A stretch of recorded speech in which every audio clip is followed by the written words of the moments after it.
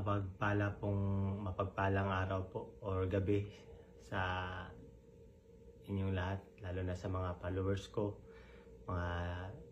taga-suporta sa akin. Hindi ko po kayo maisa-isa na mapasalamatan sa page or saan pa man na nagmi-message sa akin.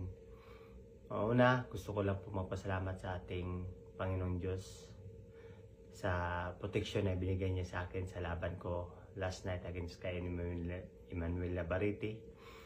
At gusto ko po ding magpasalamat sa top rank na binigyan ako ng chance na makalaban ng World Championship, at sa WBO na binigyan din ako ng chance. Siyempre sa kalaban ko kay Emmanuel Labariti, marami pong salamat sa iyo dahil sa napakagandang laban.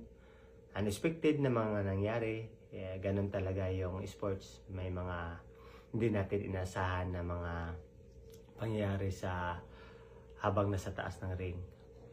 And sa lahat ng mga kababayan ko, mga followers, mga supporters, lalo na sa mga prayer warriors, marami pong salamat sa prayer nyo, sa supportan nyo. Ang dami pong nagmi-message. Sa sobrang dami, hindi po kaya na ma-replyan lahat. Hopefully, kahit ganun pa man nangyari sa akin sa laban ko, ay mayroong rematch na mangyari at doon po tayo babawi. Pagbutihan, pagigihan, kung may mga pagkukulang man ako dapat punan. Bilang isang boksingero, hangad ko din talaga na makamit ang belt, no? So at that time siguro hindi pa binigay sa atin, meron pang hindrances, hindi ko na po hawak yon, but ginawa ko naman yung best ko para makahabol, para manalo sa laban. So lahat naman ng mga bagay na nangyari sa ating buhay ay kapag ginawa natin yung best natin para manalo, may kaakibat naman yan na balik. So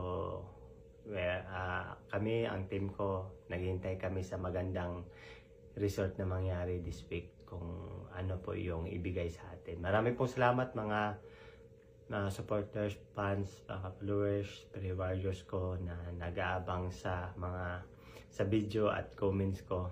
Thank you po sa inyong lahat, and God bless us all. Team Army. Yes, sir.